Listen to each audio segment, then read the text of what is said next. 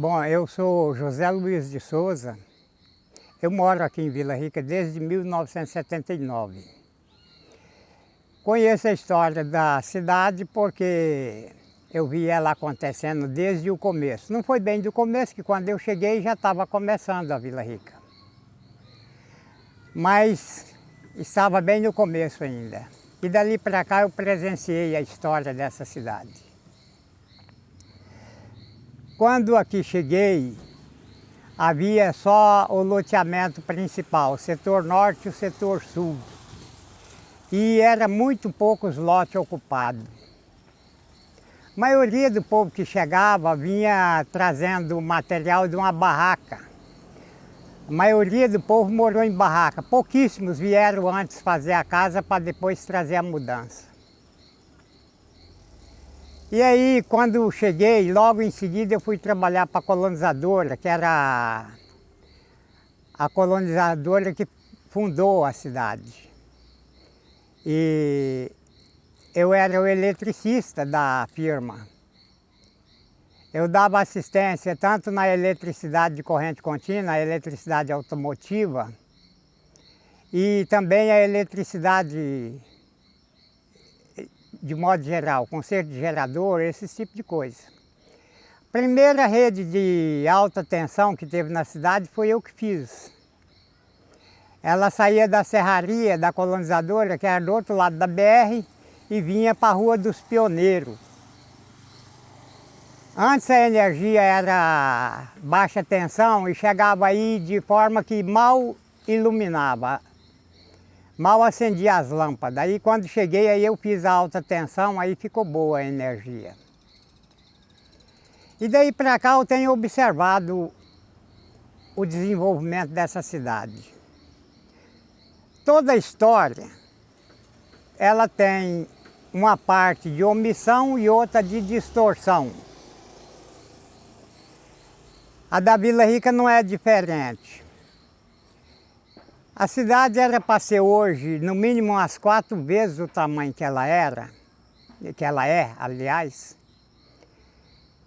se tivesse tocado adiante o projeto do fundador. Mas aqui aconteceu algumas coisas diferentes do que era para ser.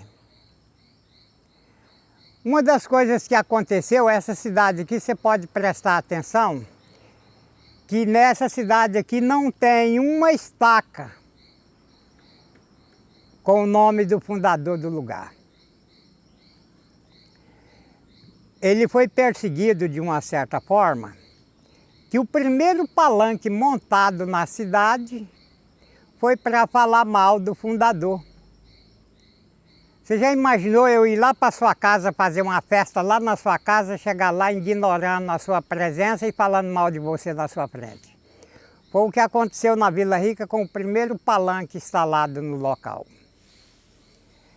Aí não chamaram o fundador do lugar para o palanque e foram falar mal dele, ele ouvindo tudo, porque lá, para começar, as caixas de som foram direcionadas para o rumo da casa dele. E aí ele foi embora da cidade. Ele recolheu as máquinas, colocou tudo no pátio, mandou recolher as máquinas e foi embora e nunca mais voltou para ver a cidade que ele criou. Quando ele saiu daí ainda era uma currutela e aí ele nunca mais voltou para ver a cidade que ele criou.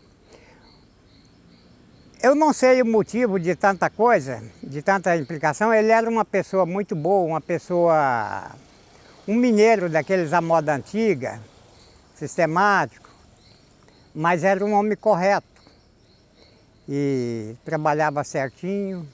E eles pegaram e eu não sei por que arrumaram tanta implicação, tanta coisa, e aí acabou, aquela perseguição acabou afugentando o fundador do lugar e ele foi embora. E dali para cá a política não ajudou o quanto devia. Vila Rica cresceu por força natural, não por ajuda política. A política que teve aí, teve ocasião que mais atrapalhou do que ajudou. Para começar, a primeira sessão da Câmara de Vila Rica foi uma sessão de arranca-rabo. Foi uma sessão tumultuada que durou muito mais tempo do que o previsto e uma sessão de muita discussão e muita agitação e a decisão não foi o que era para ser. E o presidente interino não teve pulso para manter uma decisão que foi tomada lá e teve que desfazer dela no mesmo momento. E estava escurecendo e o juiz lá em pé na calçada, o juiz e o prefeito esperando dar posse ao prefeito. Quando foi dar posse o prefeito já estava de noite. Coisa foi tão tumultuada que depois fizeram até um terreiro de saravá lá na porta da Câmara. De noite foram lá, acenderam vela, puseram cruz, puseram um Judas, fizeram um terreiro de saravá lá na porta da Câmara. Então é uma história tumultuada. Depois disso, a Câmara também nunca funcionou corretamente, conforme deveria. Teve mandato, eu acompanhei muito, eu sou uma das pessoas que muito acompanhei o desempenho do trabalho da Câmara. Muita sessão barulhenta, muita agitação, teve até ameaça em plenário. Até isso eu já presenciei aqui. E aí, agora, parece que a coisa tranquilizou um pouco mais. Deu uma alinhada, de um tempo para cá começou a dar uma alinhada. Essa gestão que terminou agora, parece que foi uma das mais tranquilas, das mais calmas. E agora vamos ver essa agora que começou. Vamos ver o que fazer. Cidade crescer, cresceu. Mas poderia ter crescido muito mais. Poderia ter acompanhado aqueles ideais do fundador, que ele idealizou aqui uma cidade moderna, uma cidade bem arrumada. No entanto, logo afugentaram ele. O primeiro loteamento que ele fez aí foi impedido umas 2 ou 3 vezes. Foi impedido. Que é o setor oeste. E aí mas foi indo até que ele foi embora do lugar, ele foi embora da cidade e não voltou aqui mais. Até que morreu sem visitar a cidade que ele criou. Quando o senhor veio para cá, qual era o meio de transporte da época? Meio de transporte aqui era carona. Tinha que ir com o que topasse levar. Eu cheguei em Vila Rica, na ocasião que eu vim para Vila Rica, eu vim atrasado da mudança 1 mês. Aí a mudança veio primeiro e eu fiquei para trás, eu tinha compromisso lá, serviço para terminar, e eu fiquei lá. E vim mais minha mãe e um menino que ela criava. Nós viemos em 3. E aí saía, o ônibus vinha para São Félix, e de São Félix tinha que pousar lá, e no dia seguinte gastava 1 dia de viagem de São Félix a Porto Alegre. Ali terminava a linha de ônibus. De Porto Alegre para cá não tinha ônibus. Aí ficamos no hotel ali uns 3 dias, até que eu arrumei uma carona. E vim de Porto Alegre para cá no para-choque de uma caminhoneta. Deu trabalho para convencer o homem a me deixar vir naquele jeito. Aí ele me trouxe. Aí quando eu cheguei aqui, aí meu pai e o meu primo, João Bolero, aí eles foram com uma caminhoneta em Porto Alegre buscar minha mãe. E eu vim só de Porto Alegre para cá. Aí daí no ano seguinte é que foi começar a chegar ônibus em Vila Rica. Aí foi no ano seguinte. Quando foi em 86 que municipou Vila Rica, que elegeu o primeiro prefeito, eu não me lembro bem se foi ainda em 86 ou se foi em 87, foi um ano muito chuvoso, que aí ilhou Vila Rica. Não chegava aqui de carro e nem saía. Derrubou ponte, derrubou tudo e foi chuva enchente demais para vir aqui só de avião. Aí o prefeito trouxe um repórter, mandou vir um repórter aí, fez um documentário e foi arrumar recurso lá Ministério da Cidade. Arrumou. Só que isso acabou, nunca chegou em Vila Rica, esses benefícios. Isso ficou no caminho da corrupção, ficou perdido pelo caminho da corrupção por aí. Coisas que devia ter sido feito naquele primeiro mandato, não foi feito. E muita coisa, para se ter uma ideia, tanto a Câmara como a Prefeitura passou anos em aluguel. A Câmara teve várias localidades, vivia mudando igual o cigano.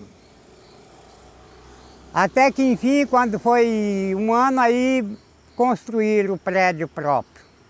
A Prefeitura também tinha sido construído antes. Tinha sido construído o prédio próprio. Mas muito tempo ficou de aluguel, alugando daqui para ali, muda para aqui, muda para ali, e a Câmara foi a que mais mudou. Teve no mínimo umas 5 localidades da Câmara. Ela já teve no mínimo uns 5 endereços. E Vila Rica perdeu muita oportunidade. Muita coisa que podia ter vindo para cá não veio por causa do tipo da política local, por causa do manejo local.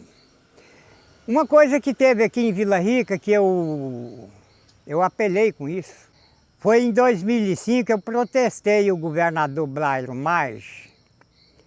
Eu tinha apoiado ele em 2002. Eu ia fazer campanha para voto nulo. Aí um amigo meu pediu para não fazer aquilo, que estava vindo um candidato bom demais. Aí eu esperei aquele candidato aparecer para me ver quem era, e acabou que o homem me convenceu. Ele tinha um discurso assim, parecia um discurso de um professor muito bem capacitado. E aí ele prometia tudo que estava faltando aqui, e eu apoiei o homem de voluntário. Um dos principais compromissos era a BR-158, ia fazer por esse e por aquele meio. Aí quando foi em 2005, já pensando na reeleição de 2006, ele apareceu aqui propondo asfaltar ela até o Poço da Mata. Aí eu fui lá e protestei ele.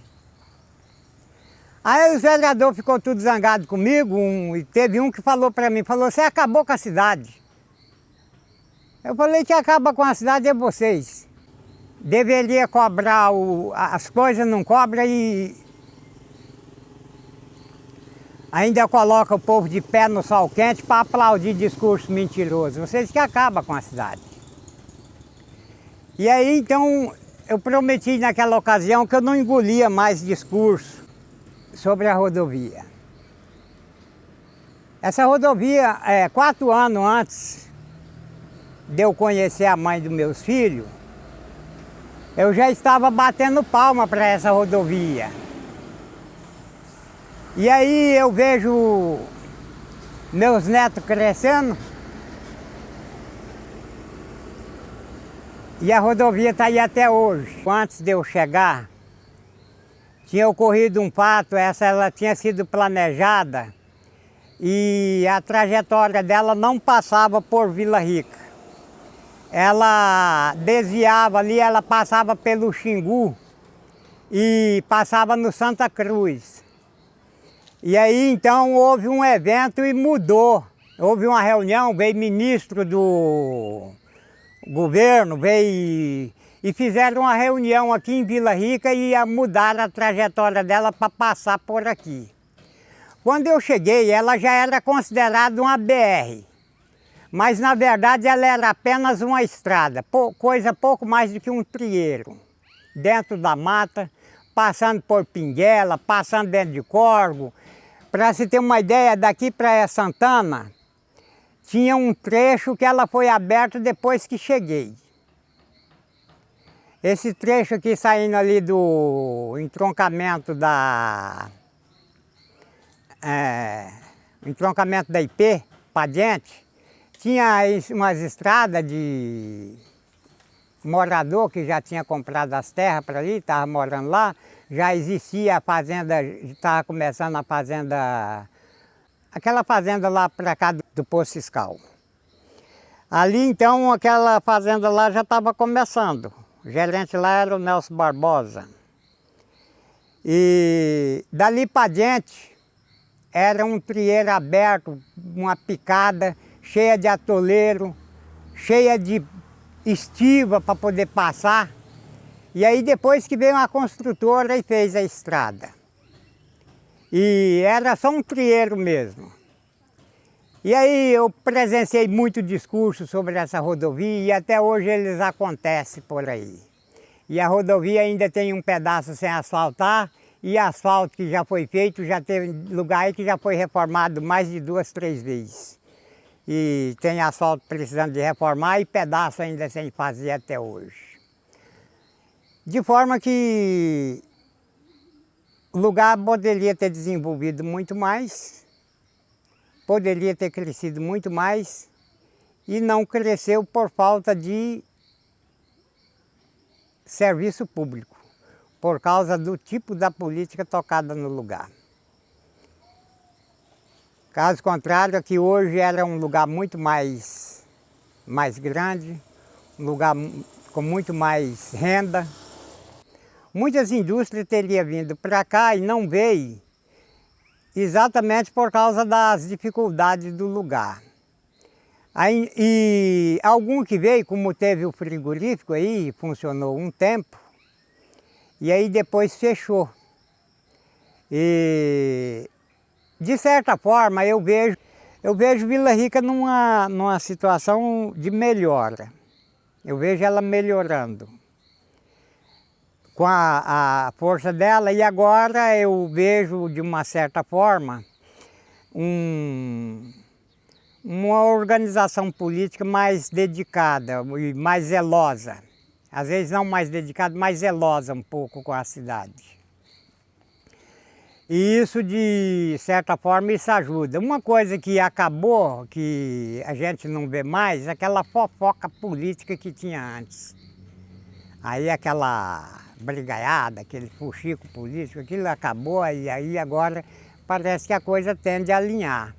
Olha, a minha mensagem que eu gostaria de deixar, eu quero convidar todo mundo, o povo de Vila Rica, para continuar lutando pela cidade, como sempre fizeram, combater os que vier trabalhar contra alguma coisa desse jeito.